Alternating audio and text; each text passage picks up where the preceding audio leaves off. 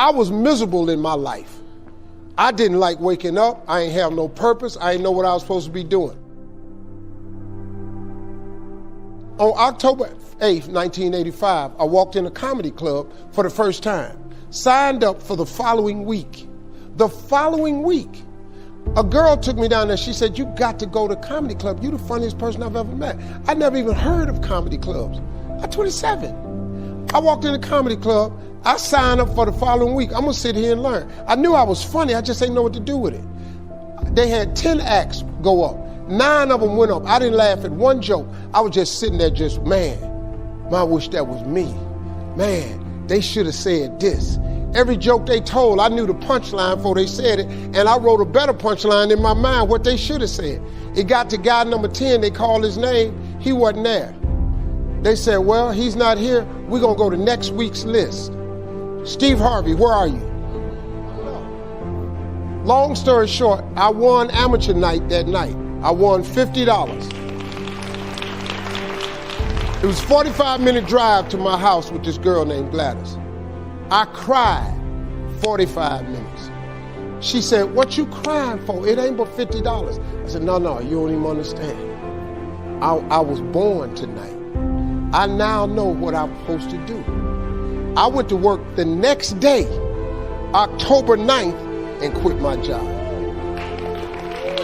With $50, I had nothing. I just never gave up. I'm gonna tell you something. That decision cost me everything I had. I lost everything. I lost my family.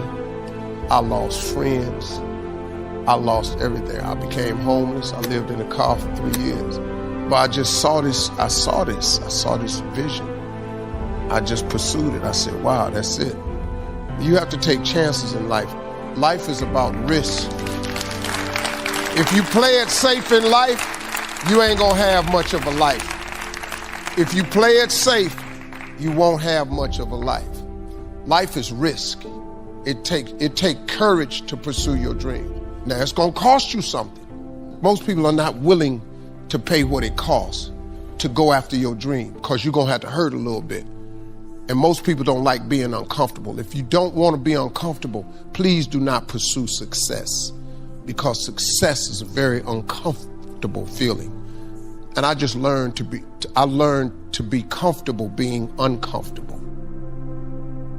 Life is hard. See, for every time you have a plan, a dream, an aspiration, or a goal, do you know what happens every time you have one of those? This thing comes along called life. It happens to everybody. Life has disappointment. It's got peaks and valleys. You're gonna lose somebody you care about one day. That's a valley. Somebody gonna close the plant you thought was gonna stay open so you could retire. That's a valley. Somebody gonna fire you for an unjust cause. That's a valley. The people that got your credit card gonna sell their company, gonna sell their business to another credit card company. Your 18% go up to 26%. You don't even know why now your minimum didn't change. Cause it's life. You can stop thinking that life fitting be easy, cause I got news for you, it ain't. That's a false hope to think you're gonna have a wonderfully carefree life. That's unthinkable. We all live in this bubble. What you gotta do, you gotta put more air in your bubble. You got to blow your bubble up. Expand yourself. Take yourself out your comfort zone. Do not live in your bubble. Put some more air in your bubble. If you stay in your comfort zone, that's where you will fail. You will fail in your comfort zone. Success is not a comfortable procedure. It is a very uncomfortable thing to attempt. So you got to get comfortable being uncomfortable if you ever want to be successful. Start putting some pressure on. Put some pressure on yourself.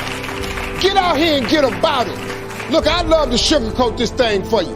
I'd love to tell you, look, you can go out here and get rich, do a couple of things. That ain't happening. You got to get real doggish. You got to get downright funky if you want to make it. Now, like I was telling you before, if you want to be ordinary, you ain't even got to listen to me.